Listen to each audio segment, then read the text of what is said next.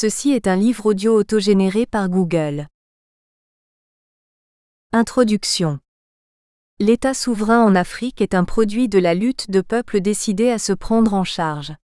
Né d'en haut, car copié sur le modèle colonial de l'État occidental, il trouve désormais son ancrage en bas par sa réappropriation par la société locale. Il a reçu mission d'édifier la nation, considérée comme inexistante, et de développer la société dans laquelle il est constitué. Mais la lutte pour le contrôle de ces institutions entre autochtones ayant succédé aux colonisateurs a engendré une course aux prébendes. Pour légitimer les structures, les dirigeants circulent et changent dans les méandres du pouvoir sans modifier la nature prédatrice originelle de cet État issu de la colonisation. Ayant été une propriété coloniale, voire privée s'agissant du Congo de Léopold II, roi des Belges, cet État semble accent aigu approprié par les leaders politiques postcoloniaux qui demeurent indéfiniment au pouvoir en dépit, parfois, des élections régulières.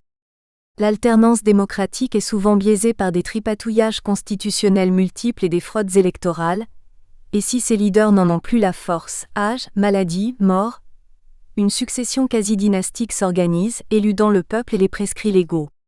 Par la patrimonialisation, l'État en Afrique paraît détourné de sa mission, la sécurité et le bien-être collectif, pour devenir une propriété de certains groupes d'individus. La lutte politique ne semble pas porter sur des modèles de gestion ou des projets de société, mais sur la pérennité des hommes institués. Ceux-ci attirent et mobilisent les communautés autour d'eux, et leur lutte débouche parfois sur des rébellions, sécessions ou insurrections. Lorsque ces troubles fragilisent l'État, ses dirigeants en profitent pour conforter leur emprise sur les institutions. Abusant de la violence, ils s'en justifient par la nécessité de restaurer l'autorité de l'État. Au centre de l'exercice du pouvoir, la violence est devenue un instrument d'imposition du respect à leur égard en tant que propriétaires des institutions. Par conséquent, elle étouffe la liberté de parole et de pensée, socle de la démocratie. La récurrence de cet usage conforte la personnalisation, la prolifération et la polarisation du pouvoir. À cet effet, la résistance à ce modèle de gestion ouvre la voie de contre-pouvoir aux citoyens marginalisés dans l'État. Ce fait suscite et stimule le nationalisme, devenu un moyen d'exprimer ce rejet. Censé incarner le contrat social, l'État en Afrique est dès lors contesté dans son rôle et son fonctionnement. Les réactions en son sein et en dehors semblent menacer son existence qui ne relève pas seulement d'après Burdeau, de la phénoménologie tangible mais surtout de l'esprit, en tant qu'idée. Cette contestation porte au juste sur les régimes politiques avec leurs animateurs qui s'imbriquent dans l'État, et se confondent avec lui par un plaquage de leur personnalité sur les institutions. À la consolidation attendue de l'État, on observe son émiettement en divers pôles et sa fragilisation. Pour Zartman, cette dernière est une longue maladie de dégénérescence marquée par la perte de maîtrise sur l'espace socio-économique et politique. À terme, l'État risque de se diluer dans la société pour correspondre à ce que les anthropologues appellent une société sans État. C'est dire que l'apparence du pouvoir disparaît au profit des hommes qui désormais l'incarnent. Le paradoxe ici est que l'État chargé de construire et consolider la nation dans le contexte politique postcolonial s'émiette, pendant qu'apparaît concomitamment et bizarrement un fort sentiment d'attachement à l'espace de cet État, à travers l'identification à la nation. Sur le point de disparaître de son milieu, cet État semble survivre grâce à cet attachement de sa population au territoire, cadre saillant de la nation. L'observation de la réalité congolaise attire l'attention. Ce pays, depuis son indépendance en juin 1960, fait face à plusieurs défis, liés au développement, à l'intégrité du territoire, à la démocratie. Si son histoire étale de multiples violences dues notamment à l'éclatement du monopole de la contrainte légitime, elle affirme aussi une identification à la nation qui tente à se consolider au fil du temps. Le sentiment du vouloir vivre ensemble se remarque à travers un nationalisme particulier tant chez les citoyens que chez les leaders, en dépit des conflits meurtriers que connaît ce pays. Si le sentiment nationaliste se justifiait à l'indépendance par l'ennemi colonial commun que tous voulaient renverser, et s'il fut forcé parfois par le système de parti unique, il paraît de plus en plus un fait conscient et vécu. Les discours et actions des acteurs, quelle que soit leur tendance politique ou ethnique, prônent même pendant des conflits armés, le respect de l'intégrité du territoire congolais.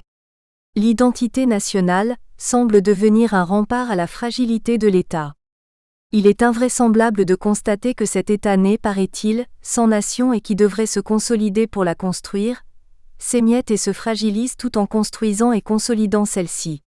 Paradoxalement et grâce à cette nation, cet État échappe à l'effondrement et se reconstruit à travers ses parties émiettées.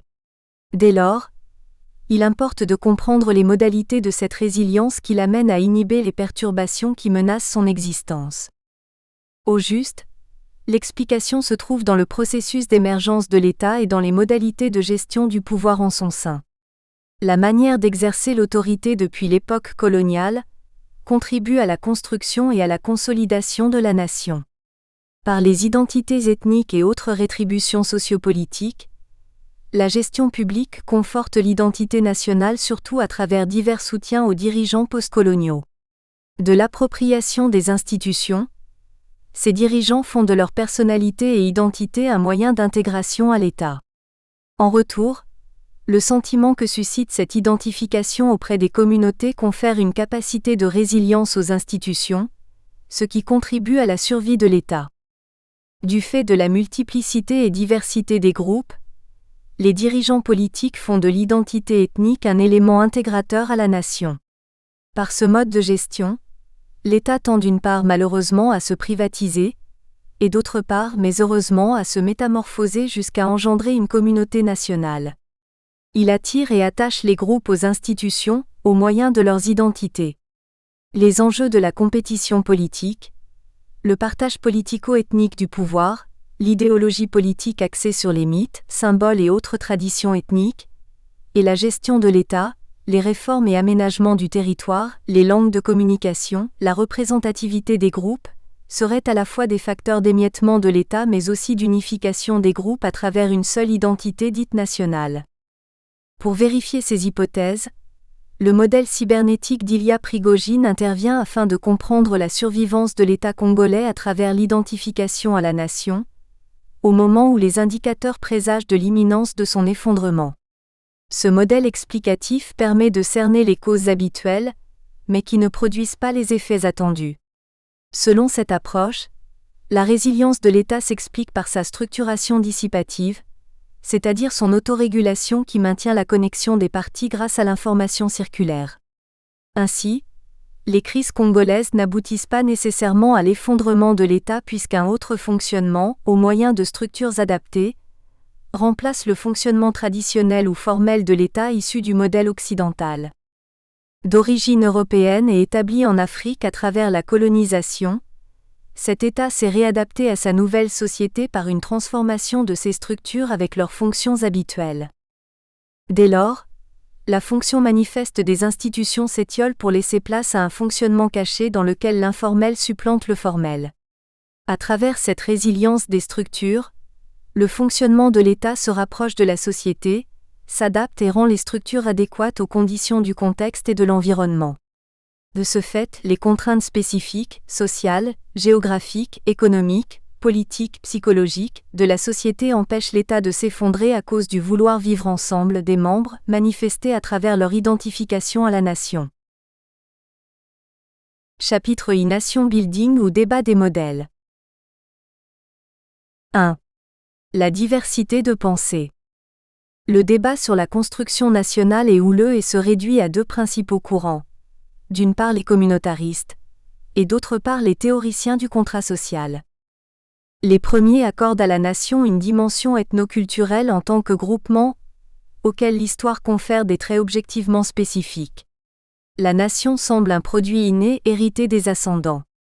Ce courant se réfère principalement au cas allemand.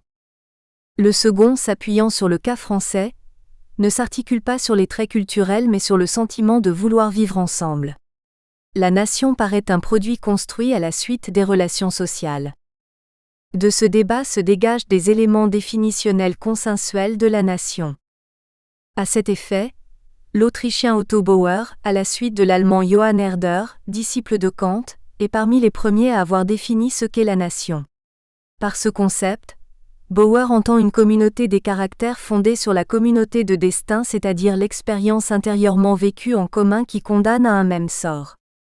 Tentant de relativiser sa position au sein du débat d'école, Bauer exploite la dimension de l'histoire pour argumenter sa thèse. Sa vision renvoie la compréhension de la nation à l'ancrage dans le passé. En effet, l'histoire commune génère une société de mœurs, de langues, de coutumes communes, bref une communauté de traditions culturelles. Dans le même sens, Gellner saisit cette compréhension à travers l'analyse du nationalisme. Pour lui, c'est le nationalisme qui crée la nation et non le contraire. C'est pourquoi il est épineux, d'après sa pensée, de définir la nation en dehors du contexte historique. Valorisant le conflit dans l'émergence du nationalisme, il estime que la transition des sociétés traditionnelles vers les sociétés industrielles est fondatrice du sentiment national. Lorsque l'hétérogénéité culturelle dans les milieux ruraux empêche la construction nationale, l'homogénéité ou l'uniformisation de culture dans la société industrielle l'encourage. Dans ce sens, Gellner attribue à l'État la responsabilité de construire la nation grâce à la modernisation. Il estime qu'une fois que l'État réussit avec le temps à plonger les communautés dans l'oubli de leur passé particulier, il les entraîne à se forger une conscience nationale. Si cette analyse de Gellner est enrichissante, il convient de reconnaître qu'elle comporte quelques faiblesses. En effet, en attribuant à l'État le rôle de créer la nation, il ne prouve pas que l'État précède les manifestations du nationalisme, ni quelle doit être la nature de cet État bâtisseur de la conscience nationale. Ensuite, il ne prend pas en considération la signification collective de l'identité nationale. La nation implique-t-elle la disparition de la culture traditionnelle ? De la perception de l'oubli, s'agit-il d'un effacement du passé ? Ces éléments contredisent son hypothèse de départ sur le rôle historique du nationalisme dans l'édification de la nation. L'oubli qu'il invoque ne correspond pas au sens attribué par Renan, l'initiateur de cette pensée. Pour celui-ci, la nation est le fruit d'un consentement quotidien, un plébiscite de tous les jours en tant que ciment d'un projet commun.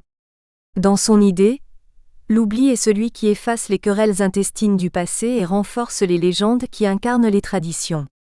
Renan, en mettant en exergue le sentiment de vouloir vivre ensemble, conçoit la nation comme un construit permanent.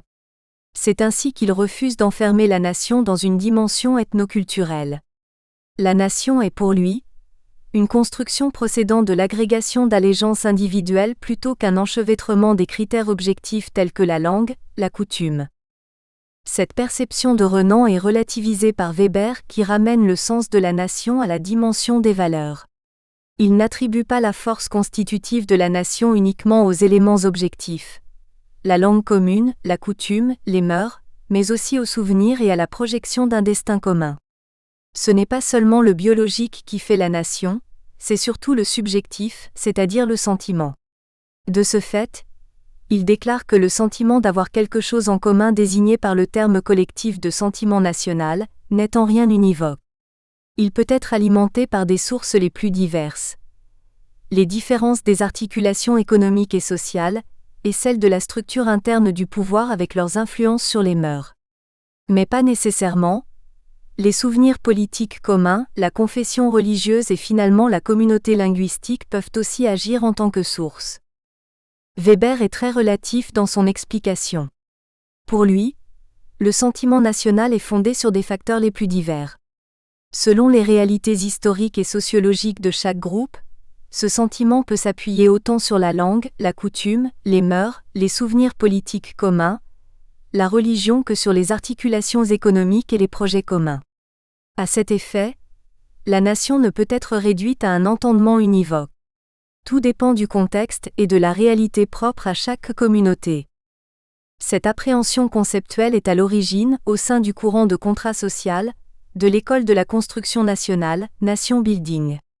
Animée notamment par Karl Deutsch, cette école souligne l'importance du processus relationnel dans l'édification de la nation. Deutsch postule qu'une communauté nationale repose sur l'intensité des interactions entre ses membres.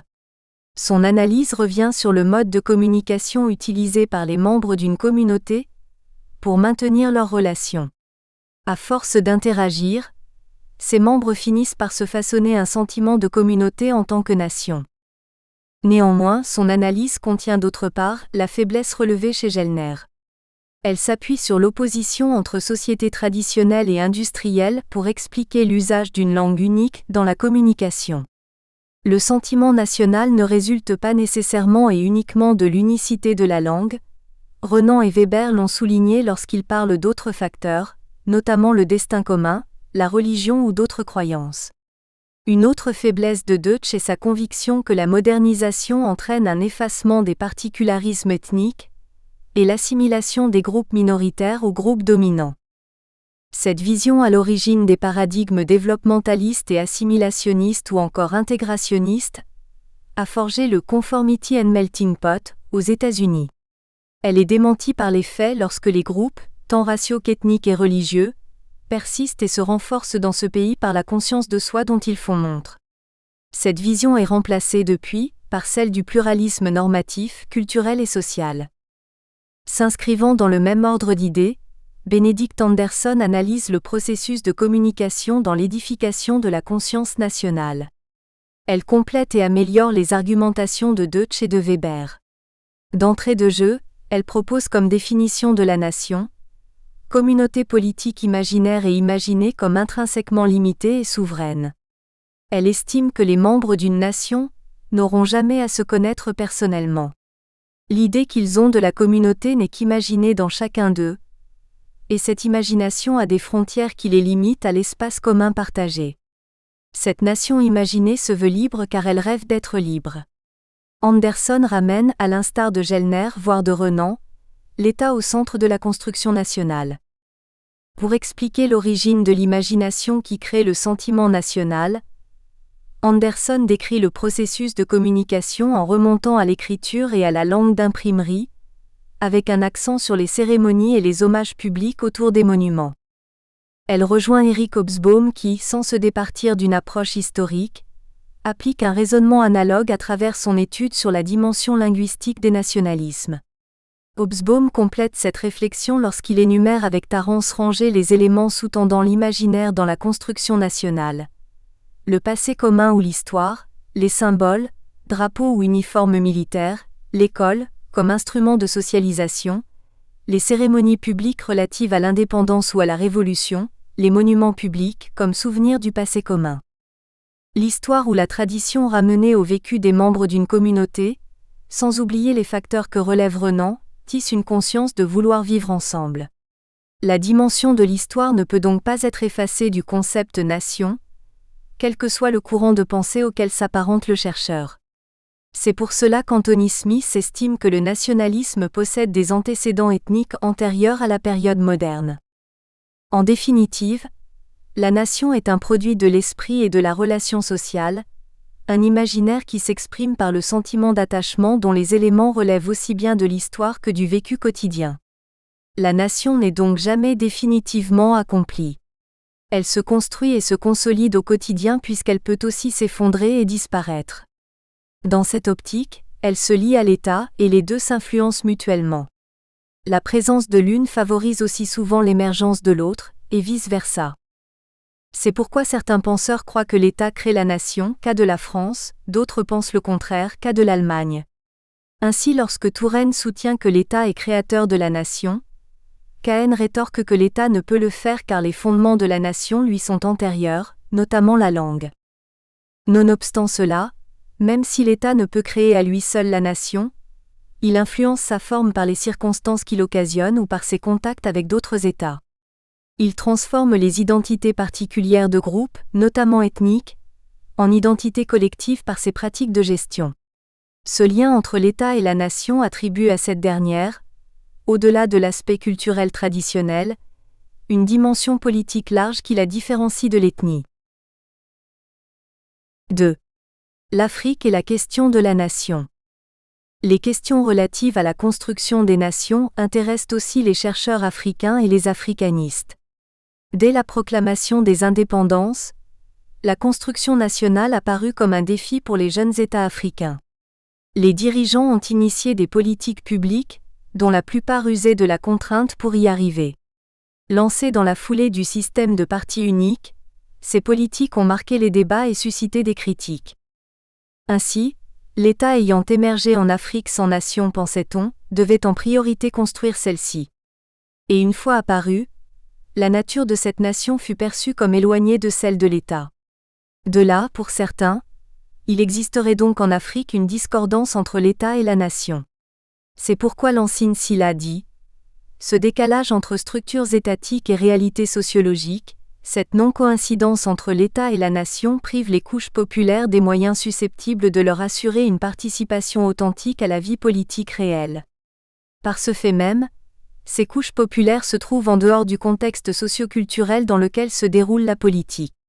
Leur participation politique étant ainsi amoindrie et faussée, elles s'accrochent au seul tribalisme qui est leur unique moyen de participation, et les problèmes s'en trouvent aggravés.